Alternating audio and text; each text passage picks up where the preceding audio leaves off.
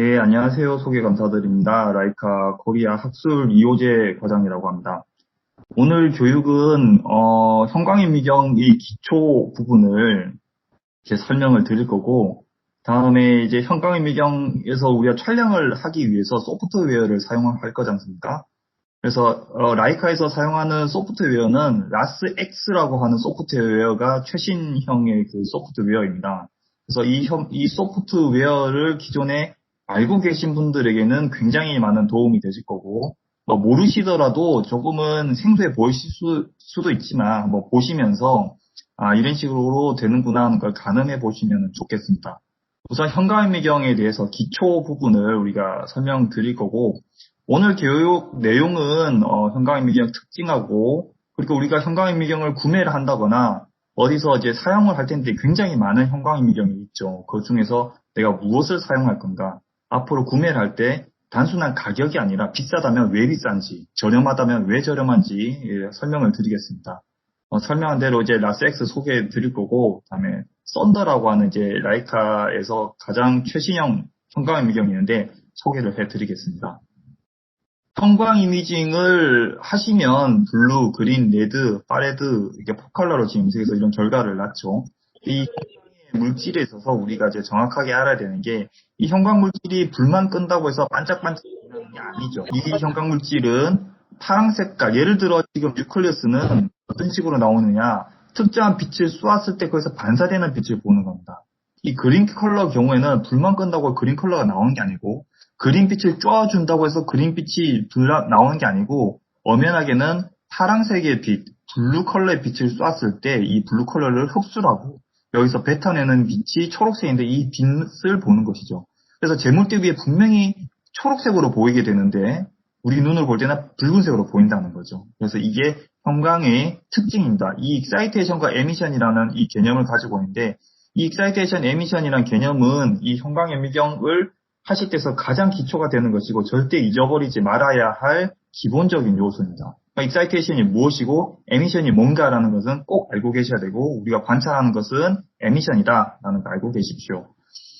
그러면 이제 보통 제가 이제 고객들을 만나보면 무슨 색으로 어떻게 염색했습니까? 라고 물어보면 블루, 그린, 레드로 염색했어요 라고 말씀하시는데 그렇게 말씀하시면 이제 안 되고 우리 이제 이렇게 부르도록 하는 게 어떨까 싶습니다. 알렉사 488로 염색을 했습니다. 알렉사 55로 염색했습니다. 이렇게 정확하게 말씀하는 게 좋은 거죠. 그린 컬러도 나름대로의 다 다른 형태가 있고 레드 컬러도 다 다르다는 거죠. 그래서 뭐가 다르냐면은 이 파장대역이 다릅니다.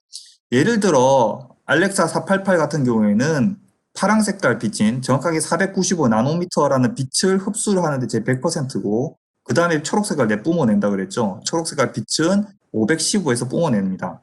이 파장이라는 건 뭐냐면은 495 나노미터 이 무슨 말이냐면 빛이 그냥 이렇게 직선으로 쭉 나갈 것 같지만 그러지 않고 파도 형태로 가게 됩니다. 그래서 이 피크와 피크를 자로 쟀을 때 488 나노미터더라, 495 나노미터더라 이런 빛 형태를 말하는 거죠.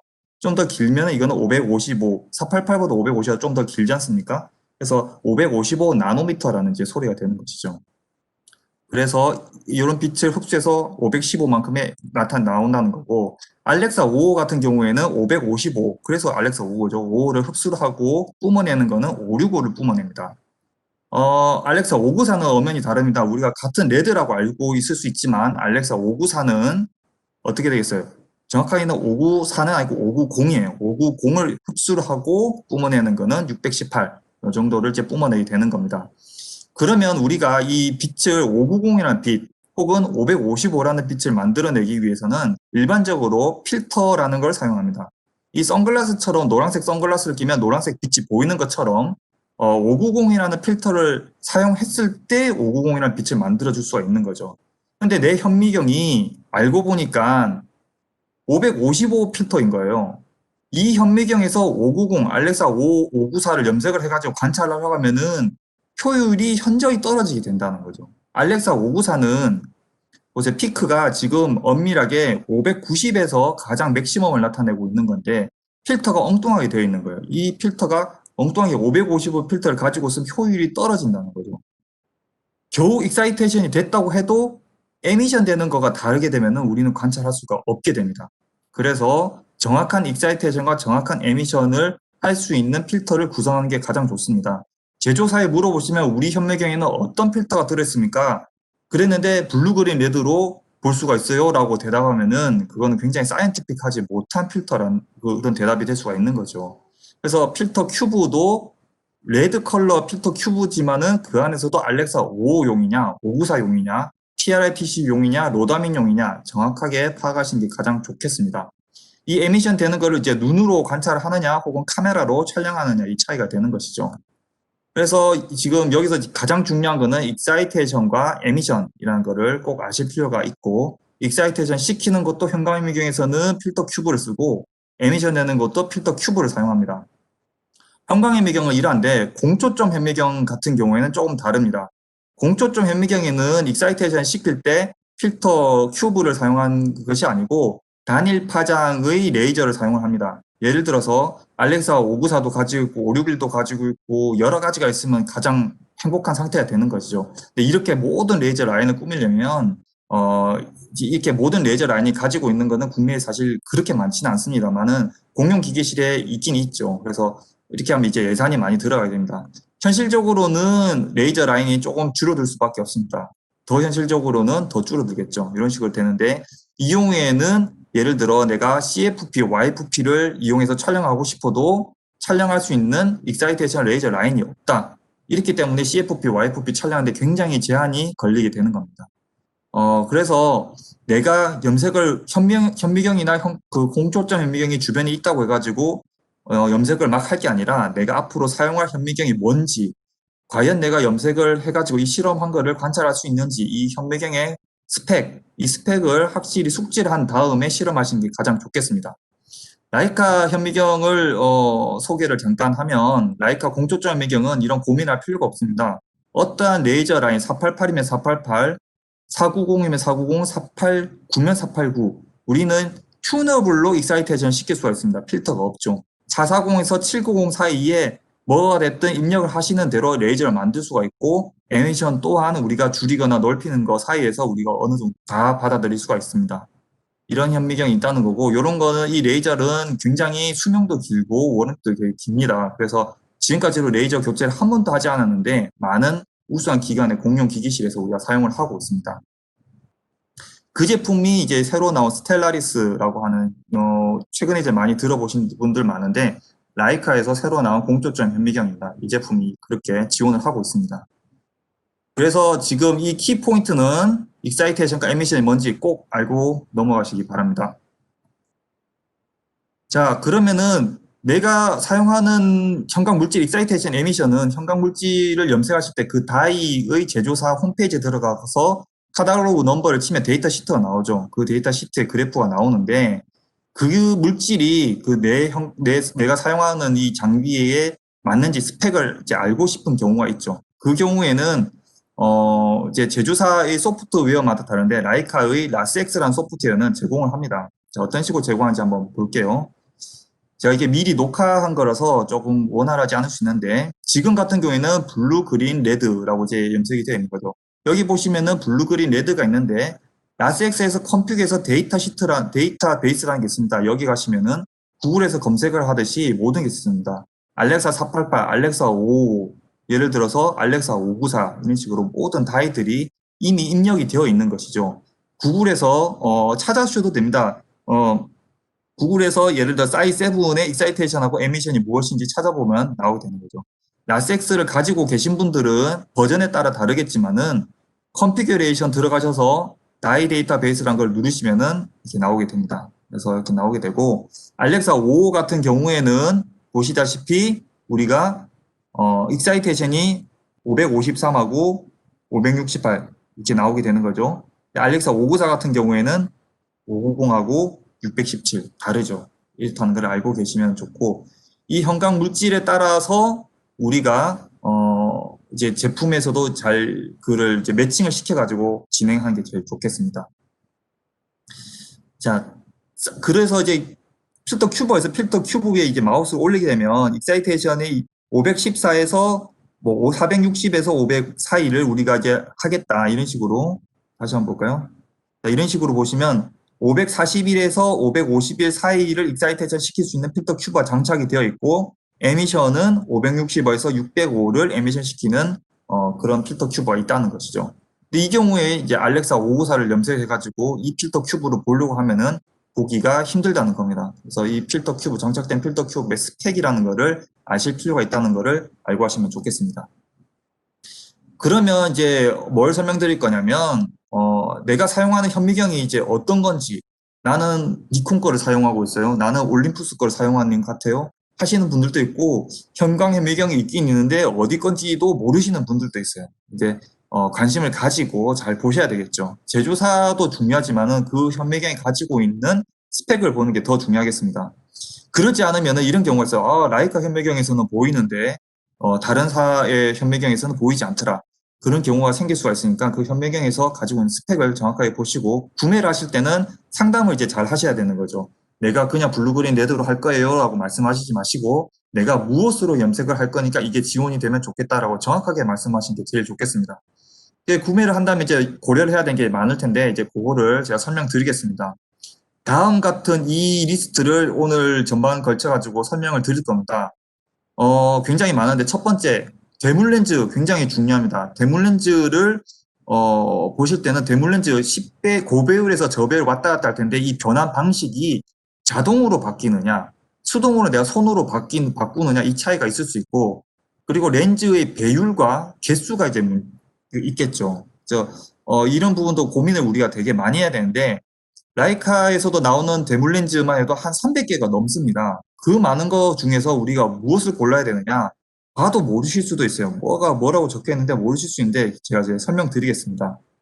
우선 렌즈에 있어가지고 우리가 변환 방식 저배율에서 고배율을 자동으로 바뀌는 방식, 자동으로 바뀌는 방식이 있는데 이 자동으로 바뀌는 거가 왜 중요한지 제가 또 설명을 드릴 거고 스케일바 뭐 이런 것들이 있는데 자동으로 바뀌는 경우에는 왜 중요하냐면은 귀찮아서 이걸 자동으로 하는 게 아니라 예를 들어서 생물학적 그 반응이 굉장히 빠른 것들이 있어요. 굉장히 생물학적 반응이 빠르다거나 우리가 저배율에서 고배율을 번갈아 하면서 이게 자동으로 촬영을 하고 싶을 때 그럴 때 굉장히 유용하게 사용할 수가 있죠.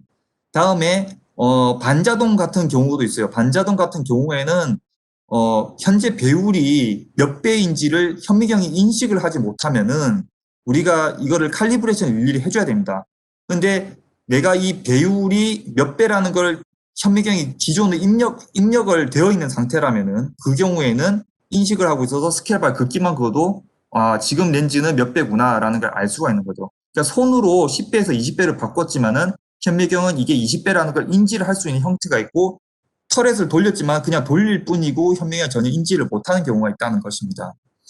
그 다음에 렌즈에 보시면은 여기 보시면 아포라는 그레이드가 있고 플로타라는 그레이드도 있을 수 있고 앰플라, 하이플란 다양한 그레이드가 있긴 있는데 이제 아포크라메틱 요 경우가 굉장히 이제 좀 하이 퀄리티의 렌즈라고 볼 수가 있고 또 경우에는 해상도의 이제 NA 값이라는 게 있는데 이 배율 정도 이제 모두 다 아실 거예요. 40배가 뭐고 20배가 뭐고 이건 다 아실 텐데 그 배율 옆에 보면은 이 정보가 있습니다. 이 숫자는 과연 뭐냐? 답부터 말씀드리면 1.5에 가까울수록 고퀄리티의 렌즈가 될 수가 있습니다. 해상도가 좋은 거죠. 물론 이 숫자가 높으면 좋지만 높을 때의 단점이 있습니다. 높을 때의 단점은 두꺼운 시료를 볼 수가 없습니다. 다음 렌즈하고 시료 사이에 아무것도 떨어뜨리지 않고 보는 렌즈를 우리는 드라이 렌즈라고 부릅니다. 물을 한 방울 떨어뜨리는 경우에는 워터 렌즈, 그리고 오일을 떨어뜨려야 되는 렌즈, 그 외 글리세롤이라든지 다양한 형태의 이머전 방식이 있습니다. 일반적으로 오일 렌즈를 사용하시는 게 해상도가 가장 좋습니다. 단점은 관리가 불편하고 그다음에 두꺼운 조직을 보기가 힘들다는 것이죠.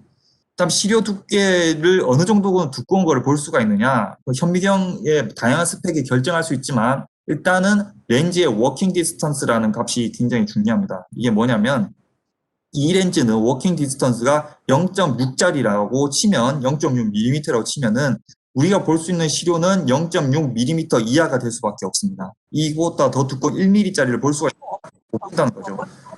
왜냐하면은 보통 여기서 초점이 어디서 잡히냐면 이 사이 아무 때나 잡히는 게 아니고 렌즈에서 0.6mm 정도 떨어진 지점에서 잡힌다고 쉽게 생각하시면 됩니다.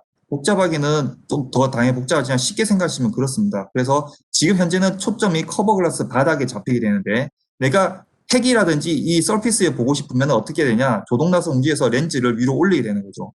이 경우에는 0.6까지 가니까 이까지 최대한 높이에서 볼 수 있는데 더 위에 올리고 싶으면 여기서 걸리기 때문에 더 이상 볼 수 없습니다.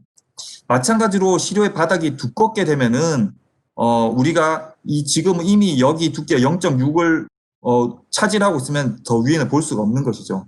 그래서 시료 바닥이 두꺼운 것, 커버 글라스가 바닥이라든지 그런 경우에는 우리가 관찰할 수가 있고 렐 플레이트 같은 경우에는 바닥이 이미 두껍기 때문에 우리가 더 이상 더 높은 지점을 볼 수가 없게 된다는 것입니다. 그래서 이런 워킹 디스턴스라는 렌즈의 스펙을 보시는 게 중요하고 이런 경우도 있습니다. 오가노이드 같은 시료예요. 이 오가노이드가 메디아 위에서 둥둥 떠다니는 서스펜션 형태란 말이죠. 지금 여기서 여기까지가 0.6이라고 치면은 지금 같은 경우에는 렌즈는 이까지 커버글라스 바닥까지 닿을 테니까 이 전체의 두께를 볼 수가 있을 겁니다. 근데 오가노이드 같은 혹은 서스펜션 셀이 떠다닌다면은 우리는 초점을 잡을래야 이 위쪽 부분은 잡을 수가 없다는 것이죠. 그래서 시료를 준비할 때도 항상 바닥에 최대한 붙일 수 있는 게 중요하겠습니다. 그래서 렌즈는 워킹 디스턴스라는 게 길면 좋고 짧으면 안 좋은데 주로 저배율 렌즈는 워킹 디스턴스라는 게 좀 길고 그다음에 고배율 렌즈는 되게 짧습니다. 굉장히 고배율 렌즈를 바꿔보시면은 시료에 거의 붙어가지고 초점을 잡히는 것을 보실 수가 있고 저배율 렌즈는 렌즈가 약간 밑에 떨어져 있는 걸 보실 수가 있죠. 그리고 주로 이 NA 값이라는 게 1.5에 가까울수록 되게 좋은데 사실 제조사마다 조금 다를 수 있습니다. 이 수치는 다를 수 있는데 제조사에서도 같은 40배 렌즈도 1.0짜리가 있고 0.7짜리가 있고 같은 제조사 내에서 같은 배율 한해서 이 NA 값을 보시는 게 사실 좋겠습니다. 그런데 이제 제일 가장 좋은 렌즈는 고배율 렌즈가 무조건 좋은 게 아니고 고배율 렌즈지만은 NA 값이 낮으면 사실은 이 고배율이 크게 의미가 없습니다. 그래서 제일 좋은 렌즈는 고배율 렌즈가 좋은 게 아니라 저배율 렌즈이지만 NA 값이 높은 게 사실은 더 좋은 렌즈가 될 수도 있죠. 그런 렌즈가 더 고가 형태의 렌즈가 되겠습니다. 이 NA 값이라는 거는 이런 식으로 해서 이제 계산이 되는데 우리가 이 실선이 한 개, 두 개, 세 개 이 정도는 우리가 구별할 수 있어요. 근데 굉장히 가까이 붙어 있다면은 너무 붙어 있다면 이게 어느 정도 몇 가닥인지 알 수가 없죠. 그래서 어느 정도 떨어뜨려져 있는 걸 우리가 구별할 수가 있는데 이 D값, 디스턴스가 조금 떨어져 있다면은 우리가 관찰하는데 좀 유용하겠습니다. 이 D값이라는 거는 렌즈가 어떤 스펙을 가지고 이제 이 D값이 볼 수가 있느냐. 예를 들어 100나노미터라고 결과값이 나온다면은 이 렌즈로는 이 두 사이에 100나노미터만 떨어져 있어도 우리가 두 개라고 인지를 할 수가 있는 거예요. 여기가 300나노미터라고 값이 나오게 되면 300 정도는 떨어져 있어야지 우리가 구별을 할 수 있겠구나. 스펙이 점점 떨어지게 되는 거죠. 그래서 D값이라는 게 짧아질수록 작아질수록 우리는 고효율의 이미지를 얻을 수가 있는데 이 고효율을 얻기 위해서는 이 숫자가 작아질수록 좋은 거죠. 그러면 이 분모가 커져야 되고 분자가 작아져야 됩니다. 분모가 커지려면 NA 값이 높아져야 됩니다. 1.5에 가까울수록 좋게 되겠죠. 다음에 이 분자가 작을수록 좋으니까 파장대역에 있어서 단파장, 그러니까 레드 컬러보다 그린 컬러로 염색을 하시는 게 우리가 해상도를 더 좋고 쨍하게 보실 수가 있다는 것이죠. 이 D값은 현실적으로 200나노미터 이하를 만들기 어렵다는 겁니다. 이 D값이 200이라는 거는 쉽게 생각하시면은 200나노미터를 볼 수 있겠구나라고 보시면 되겠습니다. 근데 200나노미터 이하의 우리가 그 물질을 보기 위해서는 슈퍼 레졸루션 현미경을 이용하셔야 됩니다. 슈퍼 레졸루션 현미경은 라이카에서는 라이트닝이라는 물질 이런 제품이 나오고 있고 이 제품은 120나노미터 정도 보실 수가 있고 스테드 같은 현미경은 30나노미터 정도 보실 수가 있겠습니다.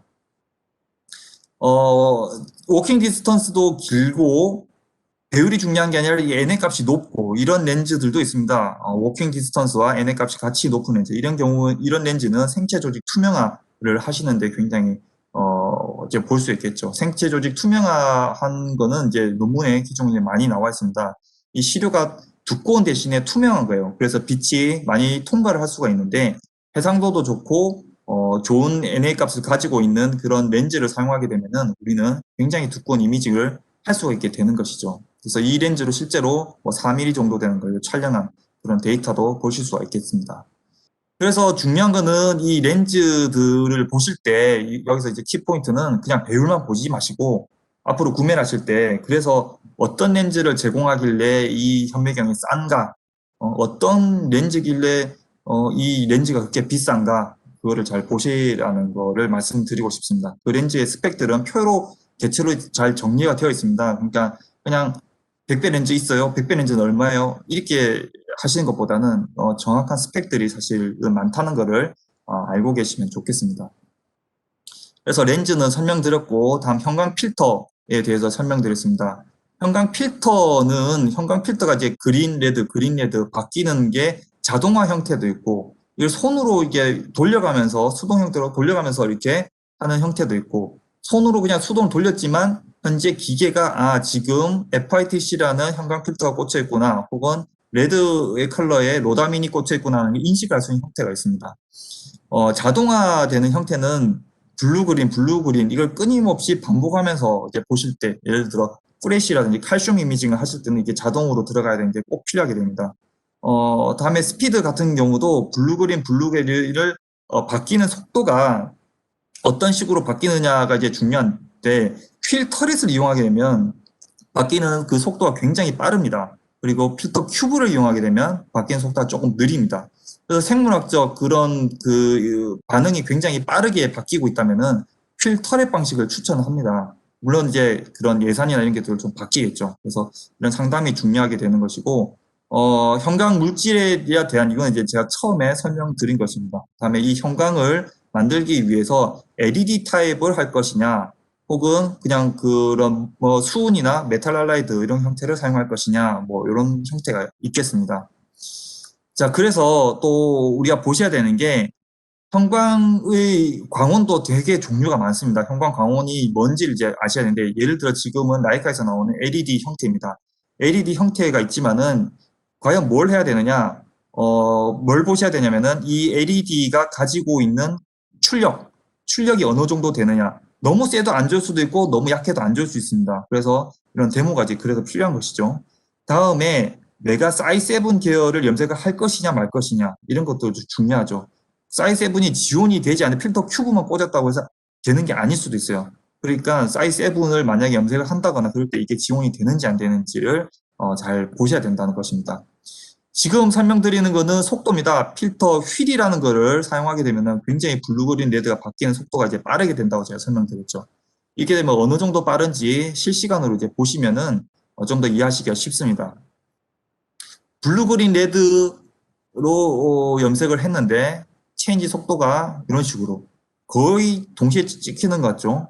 사실 굉장히 빠른 속도로 블루, 그린, 레드 이렇게 바뀌면서 우리가 촬영하고 있는 것입니다. 이런 식으로 빨리 촬영이 된다는 거를 알고 계시면 좋고 이게 필터 휠 방식입니다. 필터 휠 방식.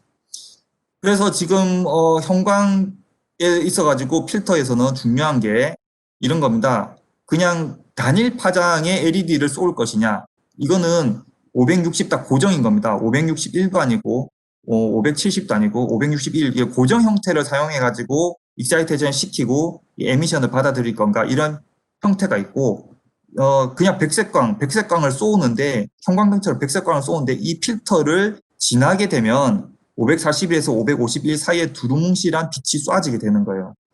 이거는 이제 560 딱 단일 파장이고 요 사이에 되는 두루뭉실한 요 빛이 통체적으로 이제 나오는 거죠. 이런 형태를 사용하실 수도 있고 그런 거죠. 그래서 이 매칭하는 것도 중요하다. 형광 필터를 만약에 사용하실 경우에는 혹은 형광 LED를 사용하실 경우에는 내가 염색을 하고자 하는 그 물질하고 이게 매칭이 되는지 잘 보셔야 되는 거죠. 지금 이 같은 경우에는 CFP를 보기가 힘들다는 거죠. 볼 수는 있는데 힘들고 사이7도 볼 수가 없다는 거죠. 그래서 필터 큐브, 필터 LED 방식, 그리고 필터 휠이라는 거 속도를 만들어낼 수 있다는 거를 설명드리고 지금 설명드릴 거는 기존의 이제 라이카의 라섹스 소프트웨어를 사용하시는 분들에게 이제 도움이 되는 파트입니다. 이게 설명 2인데 총 10가지를 준비를 했습니다. 그래서 두 번째 거입니다. 라이카 라섹스를 사용하시는 분들에게 잘 보시면 좋겠습니다. 기본 세팅하는 방법입니다. 현미경은 내가 뭘 염색했는지 모르니까 그거를 이제 알려주는 방식이죠. 자, 예를 들어서 내가 레드, 그린, 그리고 블루를 염색을 했어요. 요거를 왔다 갔다 하면 이게 왔다 갔다 이렇게 바뀔 수가 있습니다.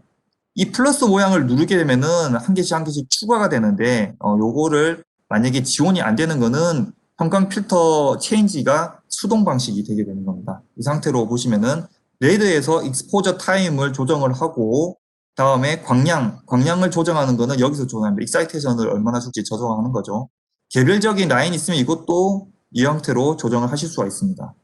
그리드로 가면은 다시 그들에 맞는 그 형태로 세팅이 되는 거죠. 이 상태로 스타트를 누르게 되면은 레드 하나 찍고 그린 찍고 블루를 찍고 이런 식으로 진행이 되는 겁니다. 이 형태가 이제 마음에 든다면은 이 형태를 저장을 하실 수도 있는데 저장하는 것은 뒤에 이제 설명을 또 드리겠습니다. 자, 저장은 여기서 디스켓 모양을 누르시면 됩니다. 그래서 여기서 디스켓 모양에서 만약에 제가 뭐 호재 프로젝트, 호재 데이터라고 입력을 한다면은, 혹은 RGB 이렇게 입력을 한다면은 그 형태로 이제 저장이 되는 거죠. 저렇게 한번 저장을 해 두시면은 다시는 제가 익스포저 타임하고 요거를 만드실 필요가 없습니다. 예를 들어 앞 사람이 뭐 다음 사람이든 이상하게 세팅을 해놨어요. 이상하게 세팅해놨으면은 여기서 뭐 나오지도 않고 그러죠. 하지만은 저 세팅을 불러오게 되면은 그때 그 세팅으로 그대로 불러와진다는 거죠. 혹은 오픈 프로젝트 가면 우리 촬영된 파일이 있죠. 그 촬영된 파일인데 뭐 이상한 세팅이 되어 있다고 할지언정 이 파일에 가서 내가 현재 그때 찍었던 그 파일을 부르고 어플라이는 버튼을 부르게 되면은 이때 촬영했던 그 조건 그대로 불러와지게 된다는 것이죠. 이런 식으로 이제 활용을 하실 수 있겠습니다. 자, 현관 필터 큐브 세팅하고 다음에 속도 비교 한번 필터 큐브라는 거 하고 필터 휠하고 속도 차이가 얼마나 나는지 한번 보여드리겠습니다. 필터 큐브는 플러스를 눌러서 3개를 만들고 그린을 누르고 초록색, 파랑을 누르고 파란색 이렇게 누르면 됩니다. 이 상태로 한번 누르면은 각각의 요건 이제 순서가 순차가 되게 되는 거죠. 그래서 레드를 누르고 레드 이렇게 하고 스타트를 누르면은 자동으로 레드 찍고 그린 찍고 블루 찍고 이런 식으로 이제 진행이 되게 되는 겁니다. 이게 필터 큐브 방식으로 촬영을 하는 것이고 필터 휠을 사용할 때는 단 한 개의 필터를 삽니다. 이거는 쿼드 필터라고 그러는데 대신에 설정을 필터 휠로 맞춰주게 됩니다. 필터 휠로 하나씩 하나씩 만들어서 순차를 필터 휠로 맞춰주고 우리가 촬영을 하게 되면은 이제는 필터 큐브를 사용하지 않고 이 필터 큐브 하나와 필터 휠을 쓴다는 것이죠. 이런 식으로 진행이 됩니다. 속도 차이를 한번 보겠습니다. 필터 큐브를 가장 많이 사용하실 텐데 필터 큐브를 3컬러를 총 25개를 우리가 촬영하는 경우에는 필터 큐브를 사용하실 경우에는 이런 식으로 이 정도 속도로 나오게 됩니다. 블루, 레드, 그린, 블루, 레드, 그린. 다소 좀 느려요. 그죠? 이게 일반적인데, 필터 휠을 사용하는 경우는 앞전에 잠깐 보셔서 이제 아실 겁니다. 필터 휠 같은 경우에는 블루, 그린, 레드, 블루, 그린, 레드. 굉장히 빠르게 되죠. 이제 지금 인터넷으로 방송이 되고 있는 중이니까 약간 속도 차이가 나게 느낄 수도 있는데, 굉장히 빠르다는 것을 이제 보실 수가 있습니다. 그리고 이런 경우도 있습니다. 막 단일 파장, 3컬러가 아니라 나는 한 가지 컬러만 염색을 하는 경우에도 필터 휠과 상관없이 재물대 속도에 따라서 우리가 굉장히 빨리 찍고 천천히 찍고 좀 천천히 촬영할 수도 있습니다. 이 경우에는 굉장히 빠른 재물대를 사용을 하고 있는 형태인데 필터 큐브를 필터가 이제 형광이 바뀌지는 않죠. 단일 파장을 쏘니까 바뀌지는 않는데 우리는 굉장히 빠르게 이게 진행이 되려면은 재물대가 굉장히 빨라야겠죠, 스피드가. 그래서 재물대도 굉장히 스피드가 중요합니다. 그래서 재물대에 대해서 제가 이제 소개를 시켜드리겠습니다. 지금까지 형광 필터에 대해서 이제 소개를 했고, 재물대도 굉장히 중요합니다. 속도가 자동으로 움직이는 방식이 있고 수동으로 움직이는 방식이 있는데, 자동으로 움직이는 거는 방금 보신 거 수동은 이제 손으로 움직이는 거죠. 자동과 수동은 단순히 귀찮아가지고 자동으로 하는 게 아니고 자동으로 하는 경우에는 우리가 지금 한쪽 면을 볼 때는 이 정도만 보고 있는데 사실은 굉장히 광활하게 넓다는 거죠. 그래서 이 넓은 형태를 전체를 다 촬영하고 싶을 때 마치 슬라이드 스캐너로 우리가 활용을 하고 싶을 때 우리는 자동 재물대가 꼭 필요합니다. 그리고 지금 이 보고 계신 거는 이 점을 우린 전체 재물대에서 보고 있는 거예요. 이 점만 찍을 게 아니고 우리는 전체를 브로드하게 볼 거라는 거죠. 더블 클릭하면은 그 위치로 갑니다. 자동 재물대이기 때문에. 모터가 달려있는 재물대는 소리죠. 그래서 네모 박스로 드래그해서 100장 정도를 우리가 촬영을 시작을 하면은 앞전에 보신 것처럼 우리는 연결해 가지고 우리가 전체를 촬영한다는 거죠. 이런 식으로. 이렇게 된다는 거를 하기 위해서 우리는 자동 재물대가 필요합니다. 그러면은 전체 이미지를 활용을 하고 여기서 하나를 또 얻어낼 수가 있는 것이죠. 자동 재물대가 움직이는 속도에 따라서도 데이터 하나를 얻어내는데 시간이 다 걸리게 됩니다. 그래서 여기서 말씀드리고 싶은 거는 또 자동 재물대라고 해가지고 다 같은 자동 재물대가 아니라는 겁니다. 자동 재물대가 다 같이 아니라는 것이고 우리가 이제 스피드를 같이 이제 비교를 해 보시는 게 가장 좋겠습니다. 자, 다음에 포커스를 잡는 방식인데 포커스를 잡을 때도 우리가 손으로 보통 잡죠. 손으로 이제 조동 나사를 만져가지고 잡는데 그게 메커닉하게 그냥 톱니바퀴를 이용해가지고 잡는 방식이 있고 모터가 달려 있어서 자동으로 바뀌는 방식이 있습니다. 요것도 이제 해야 되는데 그 자동이 왜 필요하느냐? 굳이 자동이 왜 필요하느냐? 라이브 이미징을 할 때라든지 여기 이제 설명이 있는 것이죠. 배우를 바꿨는데 초점이 좀 달라질 수가 있어요. 20배일 때 초점하고 40배일 때 초점이 다른데 이걸 자동으로 맞춰준다든지 그다음에 방금 보셨던 그 넓은 면적의 이런 이미지가 있는데 처음 시작할 때랑 끝의 방식의 그 초점이 다를 수가 있잖아요. 그러면은 넓은 면적에서 초점 밸런스를 맞추면서 할 수가 있습니다. 벌써 이제 라이카 유저를 위한 설명 포가 되는데 유저가 아니시더라도 어떤 식으로 밸런스 잡는지 한번 봐보시기 바랍니다. 뭐냐면은 제가 소개시켜 드릴 거는 우리가 이제 이미지가 있어요. 이렇게 이미지가 있는데 레드 컬러가 있고 여기 초점 맞추면은 뭐 다 다르고 그러죠. 초점이 바뀌는 대로 이제 막 다양하게 넓게 이렇게 되어 있습니다. 그죠? 자, 라이카에서는 내비게이터라는 소프트웨어를 사용합니다. 여기 누르면 들어가게 돼요. 내비게이터 구매하신 분들은 들어가시게 되고 없는 분들 자동 재물대인데 내비게이터 저희 활성화 없으면은 저에게 연락 주시면은 저희가 뭐 데모라든지 어떻게 상담을 드리겠습니다. 내비게이터라는 건 이런 식으로 됩니다. 더블 클릭하면 가는데 자 이렇게 되고 지금 여기 초점하고 이게 초점하고 맞다는 보장이 있냐라는 거죠. 보장이 없죠. 시료가 기울어져 있을 수도 있고 실제로 초점이 다를 수도 있어요. 그런 경우에 이제 어떻게 하는지를 소개시켜 드리겠습니다. 자, 여기 보시면은 잠깐만요. 자, 여기 보시면 F 하늘 색깔 F가 있어요. 이 F를 동서남북으로 조금 다양하게 찍어 주시고 가운데 이렇게 넓게 펼쳐 찍어 주시고 포커스 맵이란 걸 여시면은 이 초점이 F라고 찍은 위치가 X하고 Y의 포지션은 지정이 되는데 Z는 포지션이 안 되어 있어요. 이거를 수동으로 내가 잡아가지고 여기가 나는 옳은 것 같다 싶으면 여기를 세팅을 해주게 됩니다. 그러면은 현재 G 포지션이 기억을 한다는 거죠. 두 번째 F 넓게 펼쳐져 있는 부분도 초점을 맞춰가지고 여기가 맞는 것 같아요 라는 생각이 들면 여기서 Set G라는 걸 눌러서 여기 포커스를 잡아주시게 됩니다. 요거를 반복을 하시게 되면 총 5개가 만들어지겠죠.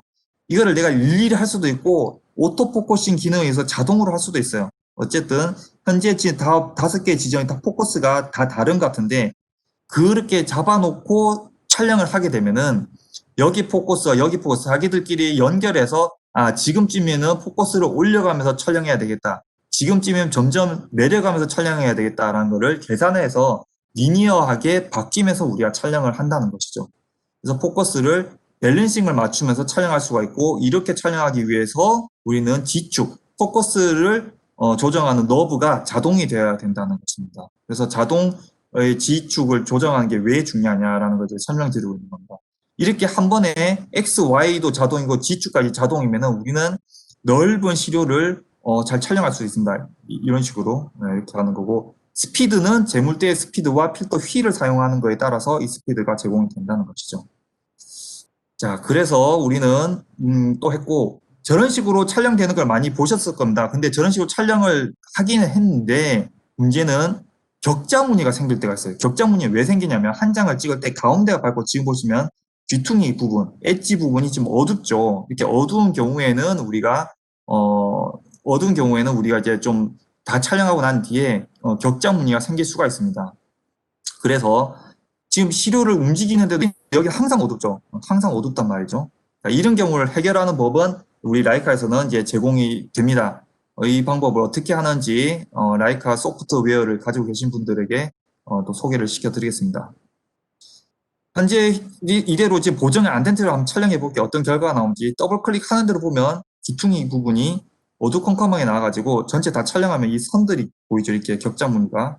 제가 방금 전에 보여드렸던 거하고 달리 보정을 하지 않은 채로 촬영을 되면 일반적으로 이런 식으로 찍히게 돼요. 일반적으로.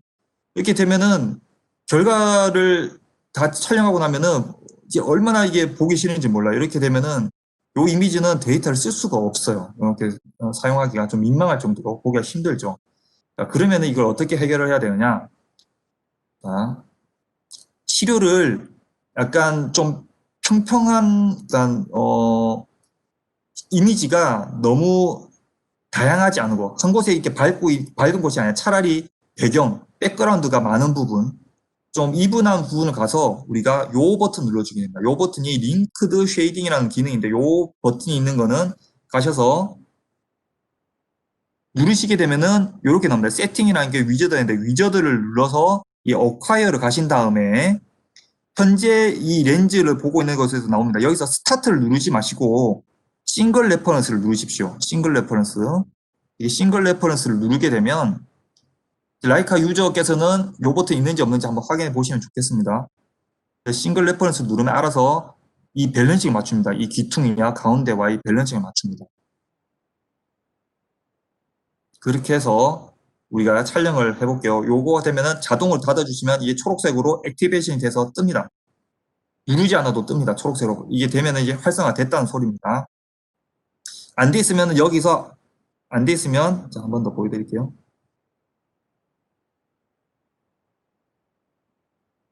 안 돼 있으면 한 번 더 누르게 되면 여기 체크 표시가 되어 있는 것을 확인하시고 꺼져 있으면 켜주십시오. 이 상태에서 같은 영역을 한 번 더 이 격자 문이 있었는데 같은 영역 한 번 더 촬영해 보겠습니다. 이 상태로 촬영을 하면 자 이번에는 보정이 되면서 제 촬영이 되는 거죠. 이런 식으로 밸런싱을 맞춰서 그죠? 그 전에 이미지는 우리가 충분한 밝기가 있었는데 어두컴컴하게 나오니까 이게 사실적인 데이터가 아니었던 거죠. 그래서 이런 식으로 촬영하고 우리가 결과를 보면은 여기 사이에 있는 게 이제 이렇게 선이 있는 형태의 타일이고 이거를 꿰 맞추는 게 스티칭 이미지라고 합니다. 스티칭을 하게 되면은 이게 꿰어 맞추게 되는 거죠. 앞전 거하고 지금 거하고 완전 차이가 나게 되죠. 그래서 비포 애프터를 보시면은 평평하게 우리가 보정해서 쓸 수가 있겠습니다. 그래서 이 데이터 형태가 더 사실적인 데이터라고 말씀드릴 수 있겠습니다. 자, 저렇게 넓은 거를 촬영한 건 좋은데 여기서 특정한 부분을 오려내고 싶어요. 우리가 전체 넓은 거 찍는데 이 데이터 한 개만, 이 사진 한 장이 무려 400메가 넘습니다. 이 400메가 넘는 거를 데이터를 이제 저널 잡지에 이제 업로드 하기도 힘들고 프레젠테이션에 당장 지금 교수님한테나 어디 뭐 보고를 해야 되는데 지금 저게 용량이 너무 크면 이제 문제가 되죠. 그런 경우에는 어떻게 하느냐? 자, 여기 탭에서 프로세스 탭으로 갑니다. 그 다음 오픈 프로젝트를 여시고 지금 프로세싱을 하고자 하는 파일을 선택을 하십니다. 그 다음에 프로세스 툴로 가시면 크롭 있습니다. 크롭을 가시고 지금 요 네모 박스를 클릭한 다음에 자 어떻게 하는지 보세요. 자 네모 박스 이렇게 그립니다. 그 다음 중요한 게 이겁니다. 하살표를 꼭 누르셔야 돼요. 그래서 이거를 움직일 수가 있게 된 상태에서 우클릭하시고 프로퍼티를 누르신 다음에 여기서 사이즈를 정할 수가 있어요. 500 마이크로미터, 500 마이크로미터. 자, 이 상태에서 우클릭, 스냅샷 올 누르고 어플라이를 누릅니다. 그러니까 이거를 옮겨서 또 관심 있는 영역에 가서 전 이게 관심 있는데 우클릭, 스냅샷 올 하고 어플라이 이 작업을 반복을 합니다. 이 상태에서도 우클릭, 스냅샷 올 해놓고 어플라이 한 개만 한 두 개 더 해볼까요? 여기서 우클릭, 스냅샷 올 하고 어플라이 하고 마지막으로 여기서 우클릭, 스냅샷 올 누르고 어플라이 누릅니다. 자, 이제 어콰이어에 가셔서 우리가 있는 이미지를 보시면 어떻게 되었느냐 전체 이미지는 이렇게 되어 있는데 여기서 스냅샷을 한 거 하면 이제 스냅샷은 이미지가 깨지게 되죠. 하지만 전체를 볼 때는 충분한 데이터입니다. 용량도 6.8로 줄어들었죠. 앞전에는 우리가 400메가 너무 크잖아요. 물론 확대를 해도 깨지진 않죠. 이 상태에 있는데 스냅샷 올에서 전체 이미지를 한번 6메가짜리로 줄여서 이제 보여드리고 확대를 한 거, 확대한 거는 용량이 좀 있습니다. 그래서 6.8. 전체 보여드리고 저기를 잘라낸 게 여기입니다. 전체를 또 보여드리고 저기를 잘라낸 게 여기입니다. 또 전체를 보여드리고 저기를 잘라낸 게 여기입니다. 순식간에 우리는 데이터 5개를 만들어낸 거죠. 이렇게 활용하시면 되겠습니다. 자, 다음에 포커스를 조정하는 자동 조정 라서를 이용해서 G축 스태킹. 콤보칸이 아니지만 G축을 스태킹을 할 수가 있습니다. G축 스태킹을 어떻게 하냐면은, 우리는 약간 초점이 다양한 경우에는 여기 초점 맞으면은 여기가 안 맞고 여기 초점 맞았을 때는 저기가 안 맞았죠. 그 경우에 G축 옵션이 있으면 G를 누르고 콤보칼도 마찬가지예요. 이 상태에서 반시계 방향으로 돌려서 begin, 시계 방향으로 돌려서 end라고 이제 설명을 드린데 무슨 말이냐면 그 조동나사 바꾸는 형태 있잖아요. 이거를 반시계 방향. 그 말은 렌즈가 밑으로 내려가게 됩니다. 시료의 바닥으로 내려간다. 시료가 여기 있고 렌즈가 여기 있어요. 초점이 시료의 바닥부터 촬영을 하게끔. 그러니까 G스택을 찍을 때 콤포칼도 그렇고 형광미경도 그렇고 렌즈가 밑에 있는 경우에는 시료의 바닥부터 촬영하는 게 시료를 보호할 수 있습니다. 시료의 바닥부터 촬영을 해서 찍어야지 위쪽 부분은 아직 광원에 노출이 덜 된 채로 이제 촬영이 되는 거죠. 위에서부터 찍으면은 빛이 이렇게 가기 때문에 계속 이 아래쪽은 블리칭이 되는 거예요. 그래서 비긴하고 엔드를 뭐 아무렇게나 해도 상관없어요 라고 누군가 설명하실 수도 있는데 상관이 있습니다. 상관이 있고 시료의 바닥부터 찍으라 라고 저는 꼭 말씀을 드립니다. 인버티드 현미경 경우에 이렇게 해서 스타트를 누르게 되면은 우리가 비긴하고 엔드 지점을 이제 촬영이 되는 거죠. 지금 G스택 촬영한 속도 굉장히 빠르죠. 순식간에 몇 장 찍었나요?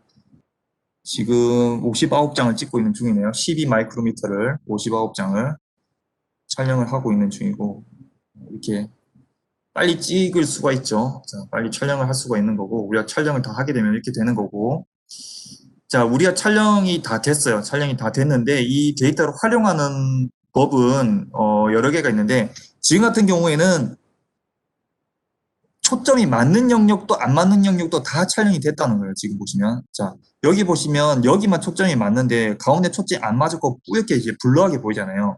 그렇기 때문에 우리는 공초점 현미경을 사용하는데 제가 지금 잠깐 설명드릴 거는 썬더라는 제품입니다. 썬더는 우선 뭐냐면은 라이카의 제일 최신 형광 현미경인데 공초점 현미경처럼 촬영할 수가 있어요. 결과물이 공초점 현미경처럼 나오는데 스피드는 굉장히 빨리 방금 보신 것처럼 G스택이 굉장히 빨리 됩니다. 그래서 썬더라는 건 어떻게 하냐면은 여기 아이콘 하나만 켜고 나머지 세팅은 다 똑같습니다. 이 상태로 스타트 하게 되면은 찍습니다. 어떤 식으로 찍냐. 자, 스타트 눌렀어요.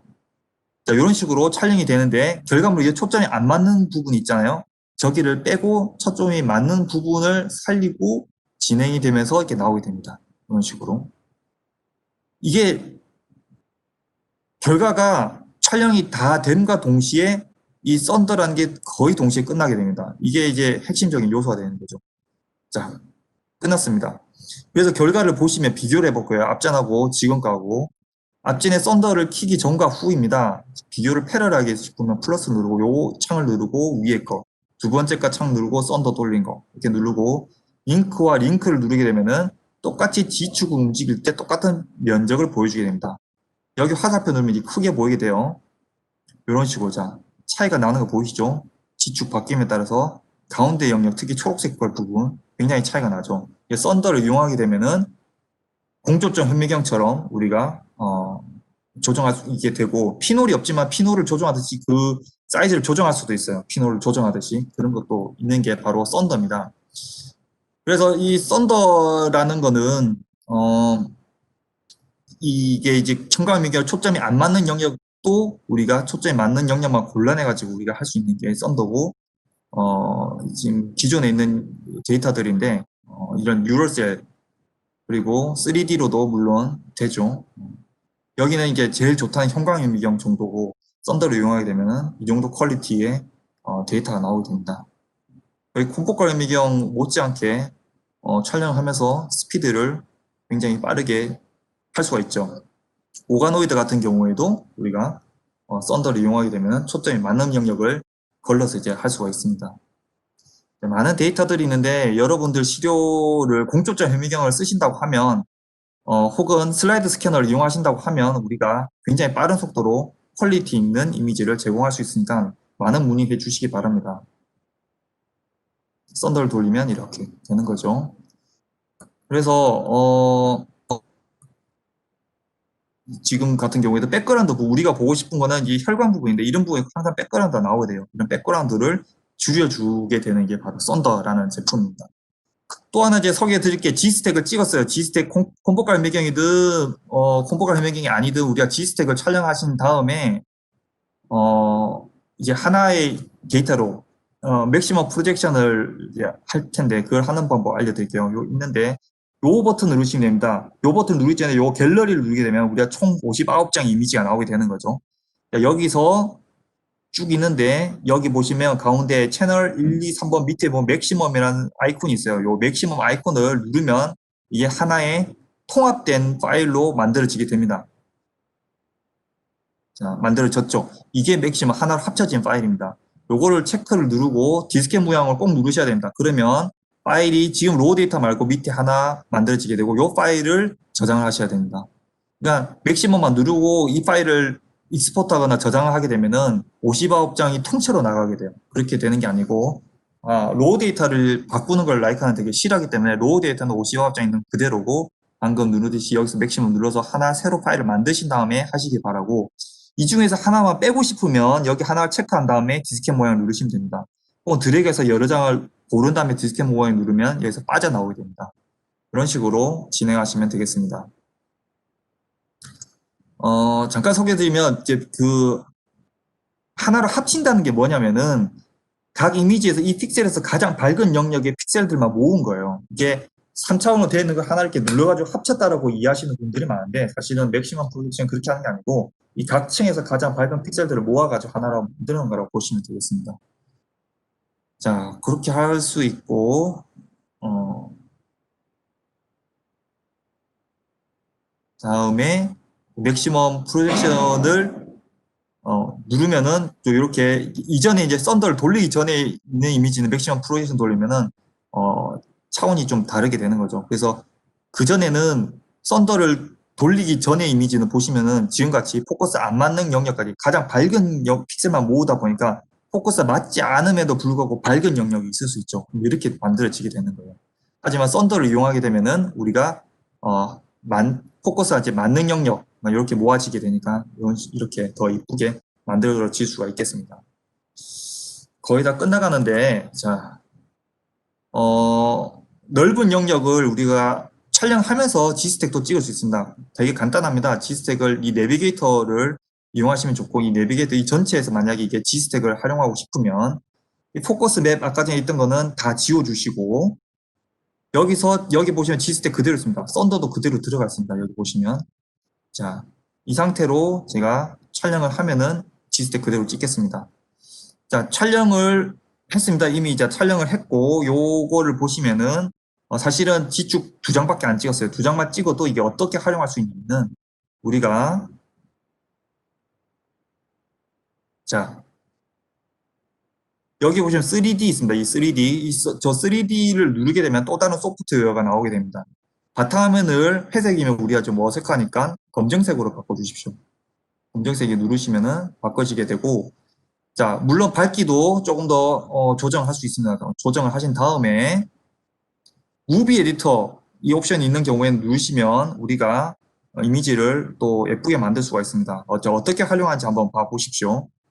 전체 이미지에서 리뷰에게 어떻게 감동을 시켜주느냐 확대를 한 다음에 애드 버튼을 누르고 다른 영역으로 옮긴 다음에 애드 버튼을 누르고 우리가 조금씩 움직일 때마다 애드 버튼 누르면 이 한 개씩 키프레임이 생기게 됩니다. 이렇게 키프레임을 만든 다음에 그러면 여기서까지 어떻게 가냐면은 툭툭툭 끊겨서 가는 게 아니고 리니어하게 우리가 움직이면서 갑니다. 애드 버튼을 누르고 또 확대를 해서 애드 버튼을 누르고 요 버튼만 누르시면 돼요. 그다음 여기 프레임 전체는 300프레임 정도 추천합니다. 그래서 툭툭툭 가는 게 아니고 우리는 어떻게 가느냐 리니어하게 갈 겁니다. 눌러보면 이런 식으로 영상이 제작이 된다는 거죠. 전체를 보여주고 확대해서도 보여주고 전체도 보여주고 확대해서도 보여주고 그 다음에 우리 여기 세이브 버튼을 눌러서 mp4 파일로 저장하시게 되면은 전체의 영상에서 우리 확대된 영상까지 자연스럽게 이제 보여드릴 수가 있겠습니다. 그렇게 되면은 굉장히 유용하죠. 왜냐하면 우리가 촬영하고 싶은 것만 촬영한 거하고 전체를 촬영했는데 그 중에 의미 있는 데이터가 여기다 이런 식으로 분포하고 있다라고 얘기하는 건 다른 거죠. 애초에 이 데이터를 가지고 있는 게 큰 자산이기 때문에 이렇게 활용하신 다음에 나중에 이제 분석하는 것도 굉장히 좋은 방법이라고 할 수 있겠습니다. 자, 그 다음에 우리가 또 뭐 어떤 걸 활용할 수 있냐면은 조직 슬라이드 외에도 웰 플레이트도 보실 수 있습니다. 웰 플레이트를 눌러서 웰 플레이트 96일 많이 촬영하시죠. 만약에 이 웰을 전체 다 촬영할 수도 있고 혹은 특정한 웰만 우리가 눌러가지고 촬영하실 수도 있겠습니다. 이 웰에서 우리가 저도 전체를 다 촬영할 수도 있고 혹은 10 곱하기 10 정도의 크기만 촬영을 해라 라고도 할 수 있습니다. 그러면 한 칸 한 칸 한 칸 한 칸 하고 이런 식으로 막 촬영을 하겠죠. 혹은 전체를 다 찍어라. 100%다 찍어라. 이제 촬영하면 전체를 다 촬영하시겠죠. 이렇게도 진행할 수도 있고 혹은 뭐 랜덤하게 촬영할 수도 있습니다. 랜덤하게 하는 거는 포지션에서 랜덤하게 찍어라. 총 30개 정도 찍을 건데 랜덤하게 찍어라 라서 누르면 랜덤하게 나오게 됩니다. 랜덤하게 놓는데 셀이 가운데 쪽에 몰려 있으면 가운데 쪽으로, 가운데 폭탄 맞아가지고 가생이만 있으면은 엣지 쪽으로 이런 식으로 조정할 수가 있겠습니다. 자, 그리고 우리가 96일 뿐만 아니라 또 다른 개념 24일도 있고 혹은 또 다른 형태의 96일도 있으며 384일, 384일도 많이 쓰시죠. 또 하이 컨텐츠 하기 위해서 1536개 웰 이런 식으로 하실 수도 있죠. 뭐 웰 플레이트만 있느냐 챔버 슬라이드도 있고 우리가 웰 슬라이드도 여러 개 꽂을 수 있습니다. 슬라이드 스캐너로서 쓸 수가 있다는 거죠. DC도 쓸 수 있고 혹은 개별적으로 만드신 분들도 있을 거예요. 뭐 만드는 거가 있다거나 제조사에 맞지 않으면 요거를 우리가 세팅해 가지고 만들어서 저장하실 수도 있겠습니다. 그래서 지금까지 설명드린 이 제품이 썬더라고 하는 거에서 다 통합이 돼서 나오게 됩니다. 그래서 라이카의 썬더라는 거를 소개를 사실 저번 우리가 웨비나 때 했었어요. 해가지고 그거를 한 번 더 보셔도 좋고 오늘 기회로 썬더를 또 아시고 하면 좋을 것 같기도 합니다. 혹은 기존에 가지고 계신 분들도 저런 형태는 내비게이터라는 거 업데이트를 할 수가 있습니다. 업그레이드 할 수 있으니까 언제든지 많은 문의 주시기 바라고.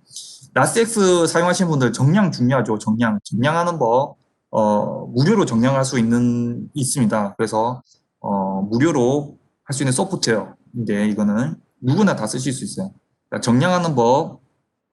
자, 레드가 있고 이제 그린데 픽셀이 왔다 갔다 할 때마다 지금 우리가 뭐가 있냐면은 밝기가 있어요. 제일 어두운 게 빵점, 제일 높은 밝기가 이 픽셀에서 65,000점이 되게 됩니다.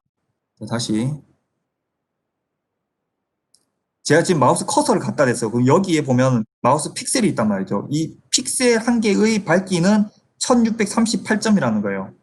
또 다른 데 갖다 대면 자, 밝은 데 갖다 보이죠. 여기는 65,000점 밝다는 거죠. 이 이미지에서 밝기 제일 어두운 거는 빵점이고 제일 높은 거는 65,000점이에요. 그렇게 되는데 그린도 레드도 마찬가지겠죠. 다 이런 식으로 가지고 있고 있는 형태인데 우리가 이제 이거를 정량을 어떻게 하느냐. 자, 예를 들어 지금 여기서 레드가 그린보다 밝아 보이는데 얼마나 밝은가요? 혹은 다른 그룹 간에 레드기에 다 똑같이 염색했다고 했는데 그 생물학적 반응에 따라서 이 시료가 레드가 밝은 것 같은데 얼마나 밝은지 수치하는 게 이제 퀀티파이 정량이죠. 그걸 하기 위해서는 라스엑스에서 퀀티파이 탭으로 갑니다. 그 다음에 오픈 프로젝트를 열어서 퀀티파잉 하고 싶은 파일을 불러오신 다음에 여기 보시면 히스토그램이 있어요. 히스토그램을 누르고 자유곡선이든 네모든 이걸 누릅니다. 그걸 누르기 전에 스타틱스틱스라는 이 탭을 눌러주십시오. 이 탭을 누르고 네모를 눌러서 이렇게 그려줍니다. 내가 보고 싶은 영역을. 이 영역은 자 보시면은 여기 나옵니다. 이 면적 이 면적이 여기가 레드, 여기가 그린, 여기가 블루입니다. 채널 1, 2, 3이라는 거죠. 1, 2, 3. 이 영역 안에 밝기는 자 여기 보시면 됩니다. mean value. mean value. 아까 전에 이 픽셀마다 0에서 6만 5천 점의 모든 값들이 있잖아요. 그 값들을 다 더합니다. 더해서 이 픽셀 개수만큼 나눈 게 평균값이라는 거죠. 이 네모 안에 밝기는 이 픽셀들의 개별의 밝기의 합산을 더한 다음에 합산한 다음에 그 개수만큼 나누면 평균값 이렇게 나온 거죠. 레드가 그린보다 당연히 더 밝죠. 얼마나 밝으냐? 한 2배 좀 넘게 밝네요. 이런 식으로 할 수 있겠습니다. 네모뿐만 아니라 우리가 동그라미도 할 수 있고 한데 확대하면 이제 픽셀들이 보이죠. 이렇게 이 픽셀들의 모든 거를 합한 다음에 우리가 이제 나눴다는 거를 이제 알고 계시면 좋겠습니다. 이거는 우클릭 해가지고 엑셀 파일로 뺄 수도 있어요. 여기 면적을 구하는 것도 여기 면적이 나오게 되는 것이고 다른 걸 누르면은 그 다른 이미지에서도 이 밝기가 바로바로 나오게 됩니다. 나오게 되는 것이고 자, 요 부분은 이제 무료 소프트웨어예요. 지금 네모로 할 수도 있고 동그라미로 이렇게 우리가 그릴 수도 있고 자유곡선으로 마음대로 그릴 수도 있어요. 별표든 뭐가 됐든. 그리고 한 개뿐만 아니라 여러 개를 만드실 수도 있습니다. 지금 네모 박스 한 개만 쳤는데 옮기면 옮기는 대로 계속 갈 거고 한 개를 더 이렇게 만들면은 그 옆에 이제 테이블이 만들어지게 됩니다. 이런 식으로 얼마든지 만들어지게 된다는 거. 이고 이거를 이제 만약에 자동화하고 싶다. 그거는 저에게 이제 문의를 주시면 좋겠습니다. 자동화란 말은 만약에 이거 하나하나 일일이 이거를 칠 수가 없잖아요. 이거를 그거를 자동으로 이제 인지를 하게 하느냐. 그거는 문의를 주시면 좋겠습니다. 자, 지금까지 저장된 파일을 이제 저장을 해야 되는데 저장하기와 추출하기라는 것을 구별을 해서 생각하셔야 됩니다. 저장이라는 것은 본 소프트웨어에서 열 수 있는 전용 파일로 저장을 한다는 것이고 추출은 우리가 당장 필요한 그림 파일, TIF라든지 JPG 파일로 열 때 이제 쓰는 것이죠. 그걸 하기 위해서는 어떻게 하냐면은 자, 여기서 오픈 프로젝트 가셔가지고 이제 촬영된 파일이 있어요. 여기서 우클릭 해가지고 우클릭해서 우클릭하기 전에 이 디스켓 모양을 눌러주시게 되면 여기서 이 전체 프로젝트로 저장이 됩니다. 우리는 하나하나씩 개별로 저장하는 경우 지금 3개가 되었든 100개가 되었든 지금같이 우리가 저장된 파일 이름으로 그대로 디스켓 모양 누르게 되면은 그대로 이제 세이브가 되게 되는 것이고 이 파일은 요 프로그램에서 열 수가 있습니다. 이 파일 프로그램에서 여는 것이고 만약에 그 파일에서 한 파일을 추출하고 싶으시면은 익스포트 파일을 진행하셔가지고 추출을 하면은 되겠습니다. 네, 그래서 추출은 우클릭해서 TIFF 파일을 눌러서 하는데 중요한 거는 이제 여기 있습니다. 좀 보이실지 모르겠는데 여기서 우클릭해서 익스포트를 누르시게 되면 이 창이 열리게 됩니다. 이 창을 잠깐 설명드리면 이 위에는 이게 경로고 밑에는 TIFF 파일 혹은 JPG 파일 그리고 채널을 한 개를 열 건지 닫을 건지 정해주시고 여기 로우 이미지로 클릭하시게 되면은 전체가 회색으로 저장이 됩니다. 그래서 로우 이미지를 하시면 안 되고 로우 이미지 하면 어떻게 되냐면 회색깔로 이제 보이게 되거든요. 로우 이미지로 하시지 마시고 추천한 거는 스케일드 뷰 이미지 그리고 스케일 바 넣으신 다음에 우리가 위치까지 정하시고 저장하시면 되겠습니다. 그래서 지금 이 마지막 하나 더 있네요. 요거는 뭐냐면은 만약에 소프트웨어를 켜자마자 나는 내가 원하는 형태로 딱 만들어졌으면 좋겠어. 매번 켤 때마다 뭘 불러와가지고 하는 게 아니라 내가 이 UI를 저장하고 싶을 때는 상단에 있는 이 컨피규어로 가시면은 요 형태가 나옵니다. 유저 컨피규어를 눌러서 여기 보시면은 유저 세팅이 있습니다. 이 세팅을 눌러주십시오. 이 세팅을 하나 만드셔서 저장하신 다음에 껐다가 키면 이제 이런 형태로 보이거든요. 팝업이 처음 뜨죠. 여기서 보통 OK 누르고 넘어갔을 텐데 여기 온오프가 있는 게 뭐냐면은 바로 이거를 누르시게 되면 방금 전에 저장한 그 세팅이 뜹니다. 여러 명이 있을 경우에는 그 여러 명의 리스트가 뜨게 되는 거죠. 저렇게 진행을 하게 되면은 제가 저장했던 그 세팅으로 불러와져서 이제 켜지게 된다는 것입니다. 라스엑스는 다 이런 거를 이제 대부분 지원을 하고 있습니다. 그래서 이렇게 되고 기존의 라이카 소프트웨어를 가지고 우리가 분석을 하고 싶으실 경우에는 이제 다운을 받을 수가 있죠. 그래서 라이카 로우 데이터를 얻었는데 이거를 분석을 하고 싶고 뭐 잘라내고 싶고 혹은 경량을 하고 싶고 이건 무료 소프트웨어입니다. 지금 보시는 요거를 이제 입력하시면은 우리 지금 채팅창에 아마 보일 겁니다. 요거를 입력을 하시면 이제 우리 블로그가 열리게 됩니다. 거기 가시면은 여기 보시면 이제 무료 소프트 다운받기 있고 설치하는 방법도 있으니까 보시면 좋고 그리고 요즘 과학자분들 이제 해외에서 오신 분들 한국말이 서투신 분들도 지금 오늘 설명한 거 이제 알아듣기 힘드실 수도 있는데 여기 보시면은 이 홈페이지 들어가시면 그 블로그가 있어요. 여기 블로그에 들어가시면은 설명이 또 영어로 설명되어 있는 거 우리 본사에서 독일 본사에서 독일어가 아니고 영어로 우리가 설명되어 있는 게 있습니다. 라섹스에 대해서 설명하는 게 기본 설명이 있으니까 이것도 활용을 하시면 좋겠습니다. 마지막 슬라이드입니다. 그리고 라이카에서 이제 카메라, 또 이제 지금 할인 판매를 이벤트를 하려고 하는데, 제가 오늘 전반적으로 이제 구매할 때 고려할 사항에 대해서 스피드 위주로 이제 설명을 드렸는데, 결정적으로 눈으로 보는 것 말고 우리가 촬영을 하기 위해서는 제일 중요한 게 저거를 카메라로 찍는 거죠. 카메라 스펙도 굉장히 중요합니다.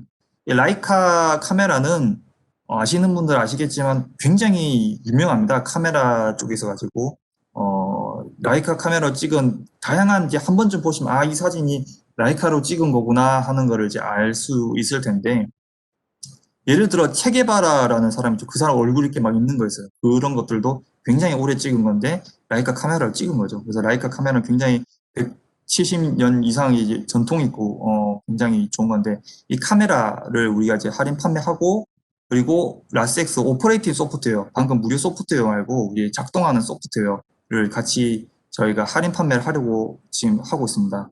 이거는 꼭 라이카 현미경이 아니어도 하실 수 있어요. 라이카 현미경이 아니어도 우리가 이 카메라 포트만 달려 있다면은 이 카메라가 제일 중요하겠죠. 이걸 꽂을 수 있습니다. 타사 현미경 일지언정 저에게 연락을 주십시오. 연락을 주시면은 저희가 방문해가지고 요거 뭐 시연도 한번 해드리고 소프트웨어도 드리고 촬영을 할 수 있게끔 촬영 장치를 저희가 이제 할 거니까 데모할 거니까 이렇게 해주시면 좋겠습니다. 발표는 제가 이제 끝났고 질문 있으시면은 질문을 좀 주시기 바랍니다.